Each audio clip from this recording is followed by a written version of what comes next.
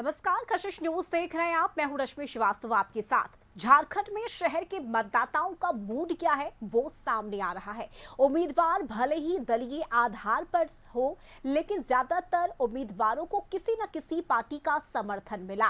नगर पंचायत, नगर परिषद और नगर निगम चुनाव के नतीजों से तय होगा कि किसकी जमीन मजबूत है और पिछले विधानसभा चुनाव से अब तक क्या बदला और आगे सियासत कौन सा करवट लेगी। और आज इसी पर हम चर्चा करेंगे। हमारे साथ गेस्ट मौजूद है, उनसे आपका परिचय करा दें। बीजेपी के अशोक बड़ाइक हमारे साथ मौजूद है और कांग्रेस से राज उरांव हमारे साथ इस चर्चा में शामिल हुए हैं। बहुत स्वागत है आप दोनों का ही। और देखिए, बड़ा सवाल ये है कि चूंकि आज मतगणना का दिन है नगर निकाय चुनाव के लिए और धीरे धीरे कर देखिए नतीजे भी अब सामने आने लगे हैं। सबसे पहले मैं चाहूंगी अशोक बड़ाइक जी, जिस तरह से परिणाम आ रहे हैं, ज्यादातर जिलों में देखा जा रहा है कि बीजेपी के समर्थित उम्मीदवार वहां से जीत रहे हैं। हम चाहेंगे पहले इस पर आप बताइए कि क्या लग रहा है इस नतीजे को देखकर।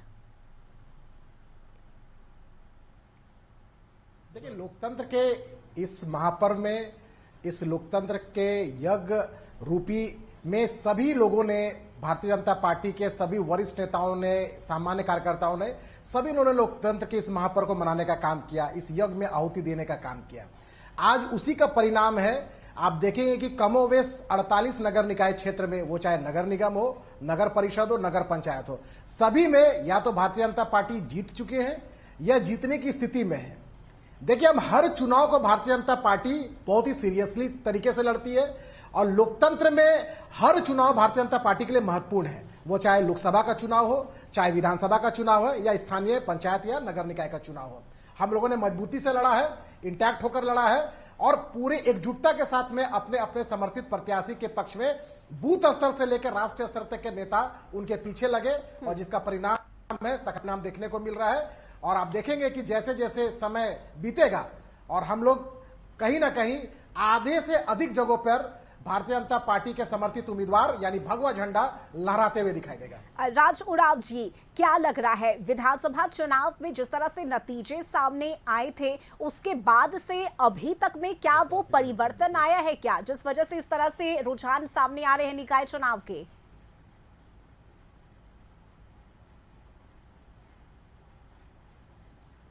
जी राज उरांव जी।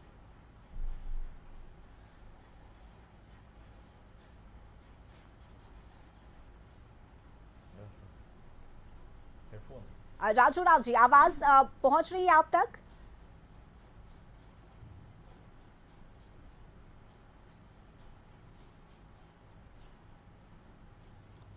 तो चलिए हम जुड़ने की कोशिश करेंगे राज उरांव से। और अशोक बड़ाइक जी, आप ये मानते हैं कि विधानसभा चुनाव में जिस तरह से परिणाम सामने आए थे, क्या तब से अब तक में क्या कोई एक बदलाव का दौर आया है क्या, जिस वजह से इस तरह से परिणाम देखने को मिल रहे हैं?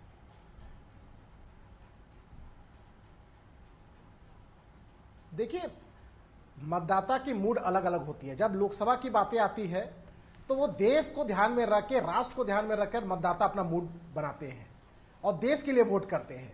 और जब विधानसभा चुनाव की बारी आती है तो राज्य के मुद्दा के साथ में मतदाता अपना मूड बनाती है। अब नगर निकाय के जहां तक चुनाव है तो नगरवासी अपने स्थानीय छोटे छोटे मुद्दों को लेकर वो वोट करते हैं।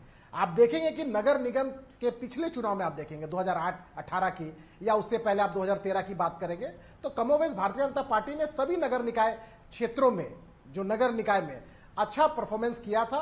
आप देखिएगा 9 नगर निगम झारखंड में है, चाहे वो रांची की बात करें, मेदिनीनगर की बात करें, मानगो की बात करें, आदित्यपुर की बात करें, धनबाद की बात करें, हजारीबाग की बात करें, गिरिडीह की बात करें, देवघर की बात करें, तो कमोवेश नगर निगम में हम लोग का प्रदर्शन काफी अच्छा देखने को मिला था। आज उसी की पुनरावृत्ति देखने को मिल रही है कि जहां जहां बक्सा खुल रही है वहां वहां भारतीय जनता पार्टी बड़े मार्जिन से आगे बढ़ते हुए दिखाई दे रहे हैं। देखिए, भारतीय जनता पार्टी ने इस राज्य सरकार से, ये हर बार राज्य सरकार को कटघरे में खड़ा करने का हम लोगों ने प्रयास किया था कि ये 5 सालों में चुनाव होना था, ये लोगों ने 7.5 सालों में चुनाव कराने का प्रयास किया है। और वो तब जब भारतीय जनता पार्टी आंदोलन की, भारतीय जनता पार्टी के कार्यकर्ता कोर्ट गए, तब जाके लोकतांत्रिक तरीके से लड़ाई हुई, लीगल रूप से लड़ाई हुई, तब जाके ऑनरेबल हाईकोर्ट ने राज्य सरकार को फटकार लगाते हुए बोला कि अब चुनाव कराना है। नहीं तो यह सरकार तो चुनाव कराती नहीं। हम ये बोलती है कि हम लोकतंत्र के सबसे बड़े रखवाले हैं और लोकतंत्र के सबसे बड़े भक्षक ये लोग थे। चुनाव कराने से भाग रहे थे 7.5-8 सालों से। आज हम लोग लोकतंत्र के इस महापर्व को मनाने का काम कर रहे हैं। हम लोगों ने चुनाव से पूर्व इस सरकार के सामने मांग रखी थी कि दलीय आधार पर चुनाव हो, ईवीएम मशीन से हो और जल्द से जल्द चुनाव हो। तो ऑनरेबल हाईकोर्ट के प्रेशर में ये तो जल्द से जल्द करा दी, लेकिन आधी अधूरी तैयारी के साथ में ना ईवीएम से चुनाव करा पाई, ना दलीय आधार पर चुनाव करा पाई। इसका एकमात्र कारण मैडम ये था कि ये लोग बैलेट पेपर से चुनाव करा के कहीं ना कहीं हेरफेर करके, गड़बड़ियां करके बाय हुक बाय क्रुक सत्ता पे कब्जा करना चाहते थे। ये दलीय आधार पे चुनाव नहीं करा के ये लोग खरीद बिक्री को बढ़ावा देना चाहते थे, इसलिए ये लोग ना दलीय आधार पे किए, ना ही बैलेट, ना ही ईवीएम मशीन से किए। तो इससे देखिए पता चलता है कि ये लोग हर हथकंडे अपना लिए, प्रशासन को टूल किट रूप में इस्तेमाल करके, लेकिन इनके मंसूबे पे पानी फिरा। लोकतंत्र के महापर्व को मनाने के लिए 48 नगर निकाय क्षेत्र के मतदाता बढ़ चढ़कर हिस्सा लिए और भारतीय जनता पार्टी के समर्थित उम्मीदवार के पक्ष में ज्यादा से ज्यादा मतदान करते हुए आज मत की पेटी खुल रही है। हमारे प्रत्याशी लीड लेते हुए आगे बढ़ते हुए दिखाई दे रहे हैं। बिल्कुल, देखिए अशोक बड़ाइक जी, और वो नतीजे भी अब सामने आ रहे हैं। राज उरांव भी हमारे साथ जुड़े हुए हैं कांग्रेस का पक्ष रखने के लिए। राज उरांव जी, आप किस तरह से देख रहे हैं इन नतीजों को? क्योंकि अब बीजेपी का पक्ष आपने सुना, उनका सीधे सीधे कहना है कि जनता समझ चुकी है कि किसके पक्ष में हमें जाना है, कौन हमारे हित में सोच सकता है, और यही वजह है कि लगातार बीजेपी समर्थित उम्मीदवारों को वोट किया गया इस निकाय चुनाव में। राज उरांव जी, आपसे हम समझना चाहेंगे इस निकाय चुनाव के परिणाम जो अब धीरे धीरे कर सामने आ रहे हैं, इसे आप किस तरह से देख रहे हैं?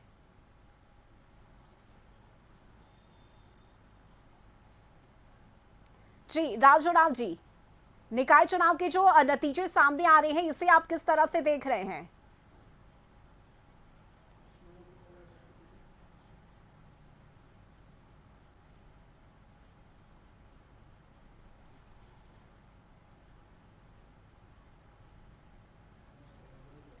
तो देखिए कोई आवाज़ नहीं पहुंच पा रही राज उरांव के पास। हम उनसे वापस से जुड़ने की कोशिश करेंगे। फिलहाल इस चर्चा में वक्त एक छोटे से ब्रेक का है, जल्द लौटेंगे।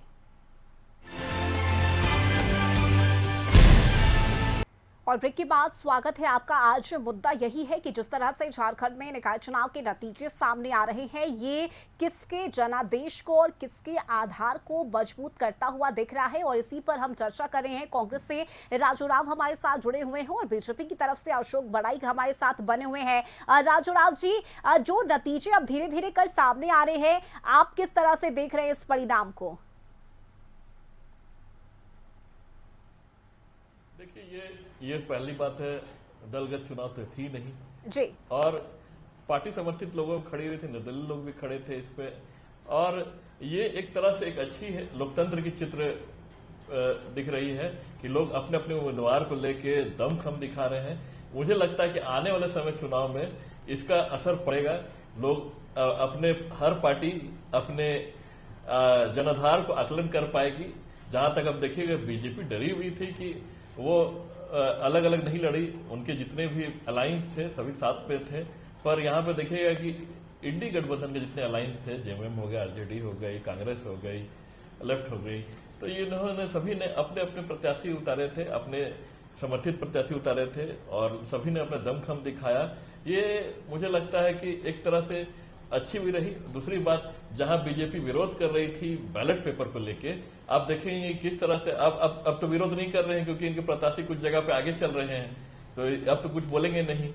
और जहां तक अशोक जी बोल रहे थे कि चुनाव को लेके कि लेट हो गया कोर्ट की बहाना, कि भाई हम तो कोर्ट नहीं गए थे, आप कोर्ट गए थे, हम तो चुनाव कब से करना चाह रहे थे, ट्रिपल टेस्ट हो गया, सब कुछ हो गया। और दूसरी बात ये रही कि अब बीजेपी के पास कोई मुद्दा नहीं रहा, तो अब यही सब बात बोलते हैं आम आदमी। अशोक बड़ाइक जी, पहले आप लोग बैलेट पेपर का विरोध कर रहे थे, लेकिन अब अगर परिणाम आपके पक्ष में आ रहे हैं तो अब आप विरोध नहीं कर रहे हैं, ये कह रहे हैं राज उरांव। देखिए, मतदाता के भावनाओं के सम्मान करने वाले लोगों में से है। अब आप हमारी मांगे थी कि ये आर्टिफिशियल इंटेलिजेंस यानी एआई की दुनिया में भारत कदम रख रहा है, डिजिटल इंडिया के रूप में भारत कदम रखते हुए आगे बढ़ चुका है। वहां पर आप वापस बैक, मतलब 1980 और 90 के दशक में जैसे चुनाव उस रूप में आप वापस बैलेट पेपर पे जाना, हम उसका प्रतिरोध कर रहे थे। अगर माफ करेंगे, अगर सरकार ने निर्णय लिया, इलेक्शन कमीशन ने निर्णय लिया है, तो आखिर लोकतंत्र के पर्व को तो मनाना ही है। आप बैलेट पे कीजिए चाहे ईवीएम पे कीजिए, लेकिन जहां समय की मांग है, आधुनिक युग टेक्नोलॉजी की मांग है, वहां पर आप बैलेट पेपर से करा रहे हैं। हम उसका विरोध कर रहे थे। हम ईवीएम से हो, बैलेट पेपर पे हो, चुनाव सरकार ने बैलेट पेपर से कराने का निर्णय लिया है, तो क्या हम भाग जाए? क्या चुनाव के इस लोकतंत्र के पर्व को नहीं मनाए? मतलब हम जेएमएम और कांग्रेस के लिए हम वॉकओवर दे दे, ऐसा नहीं होगा। ये हर हथकंडे अपनाने का कोशिश किए, लेकिन भारतीय जनता पार्टी के एक एक कार्यकर्ताओं ने इनके हर हथकंडे पे, हर मंसूबे पे पानी फेरने का काम किया, और इन लोगों ने टूल किट बनाकर प्रशासन को आगे करने का काम किया। वहां पर भी ये लोग फेल हुए। इन लोग बैलेट पेपर पे भी आगे बढ़े, वहां पर भी फेल हुए, क्योंकि मतदाता इनसे ज्यादा जागरूक थे। मतदाता बढ़ चढ़कर इस लोकतंत्र के पर्व में अपने आप को शामिल किए, और आज देखिएगा कि चारों तरफ भारतीय जनता पार्टी के प्रत्याशी, समर्थित प्रत्याशी जीतते हुए दिखाई दे रहे हैं। ठीक है राजू राव जी, यानी अब आप ये मानकर चल रहे हैं कि जिस तरह से जनता ने समर्थन दिया था जेएमएम को विधानसभा चुनाव में, लेकिन निकाय चुनाव में स्थिति पूरी तरह से बदल चुकी है। जनता विकास के मुद्दे को सामने रखकर इस बार निकाय चुनाव में वोट करने पहुंची।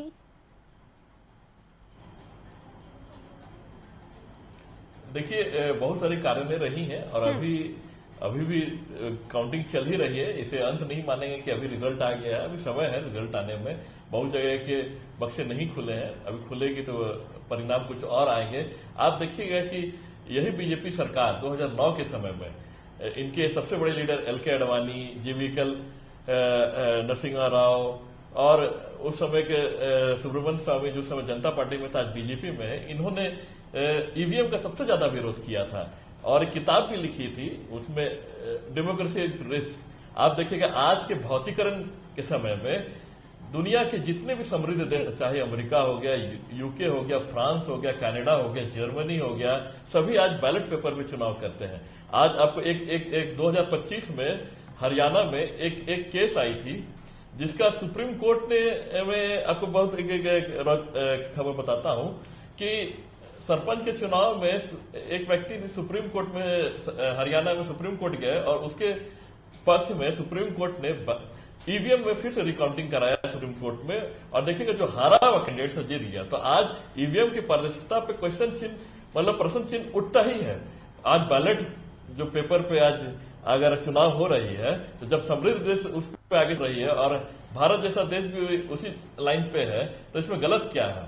आज हम तो उससे मतलब क्या बोलेंगे कि जब वो समृद्ध देशों के बैलेट पेपर पे कर रही है, तो आज झारखंड सरकार, मतलब चुनाव आयोग भी अगर कर रही है, तो इसमें कोई दिक्कत नहीं होनी चाहिए। हाँ, 2008 तक तो बैलेट पेपर भी होता था। हाँ, आज के नए जनरेशन भले नहीं जान रहे हैं, पर उन्हें भी आज इस बार मौका मिला, उन्होंने बढ़ चढ़ के हिस्सा लिया, और बैलेट पेपर के वोटिंग के चीजों को समझा, किस तरह से वोट होता है, किस तरह से वोट फोल्ड करना पड़ता है, किस तरह बैलेट में डालना पड़ता है। तो ये था। आप देखिए कि पूरे झारखंड में करीब 60% से प्लस वोटिंग हुए हैं। हाँ, रांची का वोट कम रहा, इसमें चुनाव आयोग ने भी अपनी गलती मानी कि कुछ जगह आपका वोट एक ही घर से अलग अलग वार्ड में हो गया, अलग बूथ पे हो गया। प्लस अभी बोर्ड और मैट्रिक का भी एग्जाम है, जो नए पीढ़ी के लोग हैं वो एग्जाम में भी बिजी थे, तो कम परसेंटेज हुआ इस पर। ठीक है अशोक बड़ाइक जी, क्या अब ये मानकर चलना चाहिए कि जिस तरह से निकाय चुनाव के नतीजे धीरे धीरे कर सामने आ रहे हैं, क्या बीजेपी का वाकई में निकाय चुनाव के तहत अगर हम देखें तो अब जमीनी जनाधार आधार मजबूत होता नजर आ रहा है?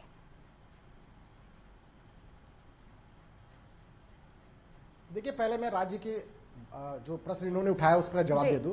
देखिए, ये अगर बोल रहे हैं कि बैलेट पेपर ही ज्यादा अच्छा था, तो मुझे लगता है कि राजीव गांधी जी जो कांग्रेस के इतने बड़े नेता थे, जो ईवीएम को सर्वप्रथम इंट्रोड्यूस कराने वाले इस देश में राजीव गांधी जी थे। मुझे लगता है कि तब राजीव गांधी जी के विश्वसनीयता पे, उनके आधुनिक, बोलते हैं ना, आधुनिक तकनीक के उनको जनक कहा जाता है इस देश में, ईवीएम को इंट्रोड्यूस कराने वाले राजीव गांधी जी थे। तब उनके विश्वसनीयता पे प्रश्न खड़ा कर रहे हैं।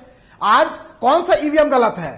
रश्मि जी, जरा बताएं देखिए, कि मनमोहन दुनिया सिंह में जी, बहुत राजीव सारा गांधी जी हुआ है, उसका या अच्छा कांग्रेस सोल्व शासित हुआ। इतने इतने देशों में राज्य में जो चुनाव हुई है, जहां जहां कांग्रेस जीती है, वो ईवीएम सही है या गलत है, या भारतीय जनता पार्टी जहां जहां से जीती है वो ईवीएम सही है या गलत है? देखिए, इसी ईवीएम से ये हिमाचल प्रदेश में चुनाव जीते, इसी ईवीएम से झारखंड में चुनाव जीते, इसी ईवीएम से तेलंगाना में जीते, कर्नाटक में जीते, तो वहां पर ईवीएम सही है मैडम। लेकिन अब जिस तरह से नतीजे आ रहे हैं, तो अब ये सवाल आपके बंद हो गए हैं। बैलेट पेपर पर आप भी सवाल उठा रहे थे, विरोध कर रहे थे बैलेट पेपर का,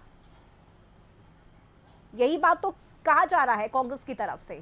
मैडम, आपको मैं बता दूं कि अभी सिर्फ रांची की बात करें तो 6000 जो वोट, जो बैलेट पेपर से जो वोट किए गए थे, वो इनवैलिड है। वो इस कारण से मैडम, क्योंकि इलेक्शन कमीशन ने जागरूकता नहीं लाई कि वोट कैसे देना है। कोई बुजुर्ग जो मतदाता है, जिसके जो पेशेंट है, जिसका हाथ ठीक से काम नहीं करता है, उनको सहयोग करने वाला वहां बूथ में कोई नहीं था, वो गए, वो कोई बीच में मुहर मार दिए, कोई किनारे मार दिए, तो कहीं 6000 मतदाता इनवैलिड हुए मैडम। वो नोटा नहीं था, क्योंकि नोटा का सिस्टम इन लोगों ने नहीं डाला था, वो इनवैलिड हुए हैं। क्या ईवीएम में इनवैलिड हो सकता था मैडम? संभव नहीं है, क्योंकि वहां जब तक बटन को प्रेस नहीं करेंगे, ग्रीन नहीं जलेगी, तब तक वो कास्ट नहीं होगी वोट। लेकिन यहां पर 6-6 हजार शहरी मतदाता के वोट को इनवैलिड किया गया है।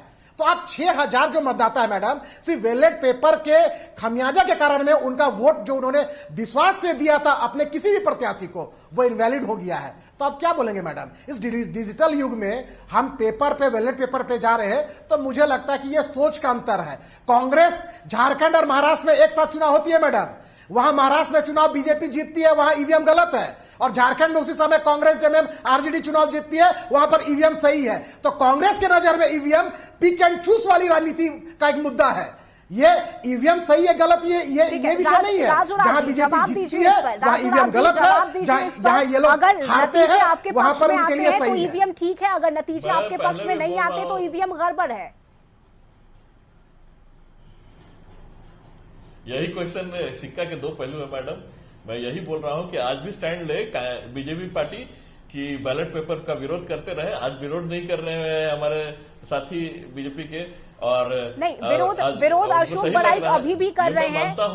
विरोध अशोक बड़ाइक अभी भी कह रहे हैं। उनका कहना है कि कई ऐसे लोग हैं जो जागरूक नहीं है बैलेट पेपर के लिए, कई लोगों को परेशानी हुई और इस मुद्दे को तो वो अभी भी उठा रहे हैं, नतीजों पर तो वो जा ही नहीं रहे। उनका कहना है कि बैलेट पेपर से अभी भी लोगों को परेशानी हुई है। देखिए मैडम, लोकतंत्र का ये में बहुत सारी चीजें आती हैं, प्लस ये इस बैलेट पेपर का जो चुनाव हुआ, ये हमारे पास आप बोलेंगे कि ऑलरेडी चुनाव आयोग ने ये स्टेटमेंट दे चुका है, उन्होंने दिया है कि उनके पास ईवीएम मशीन नहीं थी। उन्होंने ये भी जानते कि ईवीएम मशीन नहीं था, ईवीएम मशीन मांगा गया था सेंटर से भी, इधर अगल बगल के राज्य से भी, और सेंटर से भी, मतलब लाने में, ईवीएम लाने में 1 साल और लग जाता करीब करीब। तो ये बात ये भी जानते हैं, और 1 साल डिले होता, इसीलिए बैलेट पेपर पे हुआ। ठीक है, यानी ईवीएम मशीन आपने केंद्र से मांगा, आपको सहयोग नहीं मिला। अशोक बड़ाइक जी, सहयोग क्यों नहीं मिला? अगर सहयोग मिला रहता तो राजू राव ये कह रहे हैं कि अगर सहयोग हमें मिला होता तो ये चुनाव ईवीएम के जरिए होता।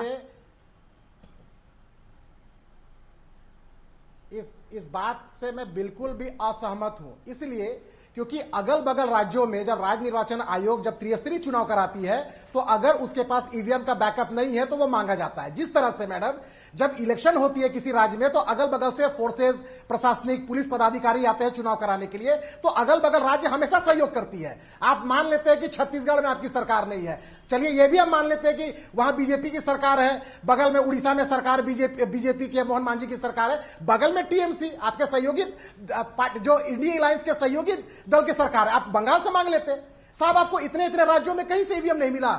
देखिए, ये लोग की इच्छा शक्ति ही नहीं थी मैडम। रश्मि मैडम, मैं तो स्पष्ट कहता हूं कि ये लोग ईवीएम से कराने के पक्षधर ही नहीं थे। अरे साहब, आप 7-8 सालों में चुनाव करा रहे और बोलते हैं कि आपके पास ईवीएम का बैकअप नहीं है। ठीक है, देखिए समय की कमी है, आखिरी में छोटा रिएक्शन आप दोनों से लेना चाहेंगे। सबसे पहले राजू राव जी, छोटा सा रिएक्शन कम शब्दों में, निकाय चुनाव के परिणाम को लेकर अब आगे क्या इस पर चिंतन किया जाएगा, मंथन किया जाना है? देखिए, ये बहुत हेल्दी निकाय चुनाव था। सभी पार्टियों ने अपना आकलन किया है अपने समर्थित उम्मीदवारों का, और आने वाले समय में ये बेस रहेगा आने वाले चुनावों का। ठीक है, अशोक बराइक जी, इस नतीजों के बाद अब बीजेपी का अगला कदम क्या होगा? निकाय चुनाव के जिस तरह से परिणाम सामने आ रहे हैं धीरे धीरे कर। देखिए, नगर निकाय जो 48 नगर निकाय चुनाव में जो आज मतगणना चल रही है, इस लोकतंत्र के महापर्व में सभी लोगों ने, सभी जागरूक मतदाता शामिल हुए थे। हम भारतीय जनता पार्टी के कार्यकर्ता होने के नाते हमारे समर्थित उम्मीदवार 48 नगर निकाय में उतरे हुए थे। सभी लोगों ने, चाहे सामान्य कार्यकर्ता हो, बूथ के कार्यकर्ता हो, चाहे बड़े बड़े प्रदेश स्तर के, राष्ट्र स्तर के कार्यकर्ता हो, सभी लोगों ने इंटैक्ट होकर एकजुटता के साथ में अपने समर्थित उम्मीदवार के पक्ष में मतदान कराने का, कैंपेनिंग कराने का, वोट कराने का काम किया है। उसका नतीजा सकारात्मक देखने को मिलेगा। एक बात मैं और बोलना चाहूंगा कि जिस तरह से 6-7 सालों में इस सरकार की जन विरोधी नीतियों को लेकर इस प्रदेश के लोगों के अंदर में रोष था, उसका परिणाम देखने को मिल रहा है कि सरकार के खिलाफ लोग जाकर वोट उस सरकार के खिलाफ यानी भारतीय जनता पार्टी समर्थित उम्मीदवार के पक्ष में किए हैं, जिसका परिणाम अभी आपके स्क्रीन में दिखाई दे रहा है। चलिए, बहुत शुक्रिया आप दोनों का ही हमारे साथ इस चर्चा में शामिल होने के लिए। तो देखिए, झारखंड में निकाय चुनाव के बाद अब आज मतगणना का दिन है, धीरे धीरे कर नतीजे सामने आ रहे हैं, और यही वजह रही कि आज इस मुद्दा का विषय यही रहा कि आखिर इस निकाय चुनाव के बाद किसका जनादेश मजबूत हुआ है। अभी के लिए बस इतना ही। खबरों से जुड़े रहने के लिए आप देखते रहिए कशिश न्यूज। नमस्कार।